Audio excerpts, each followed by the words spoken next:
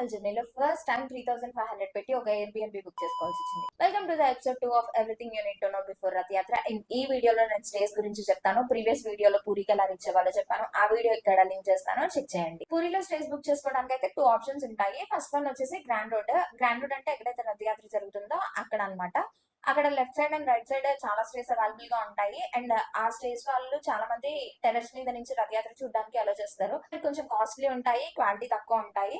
ఒకవేళ రథయాత్ర క్లియర్ గా చూడాలి, పెద్దవాళ్ళు ఉన్నారు, పిల్లలు ఉన్నారంటే అక్కడ తీసుకోవచ్చు. సెకండ్ ఆప్షన్ వచ్చి beach road or bypass road అనమాట. ఇక్కడ ఏంటంటే స్టేస్ కొంచెం మంచిగా ఉంటాయి, బట్ ఇది 3 to 4 కిలోమీటర్స్ దూరం ఉంటది. రథయాత్ర చూడడానికి రావాలి అనుకుంటే ఆ 3 to 5 కిలోమీటర్స్ నడుచుకుంటూ రావాలి, ఎందుకంటే వెహికల్స్ అప్పుడు ఎలా చేయరు.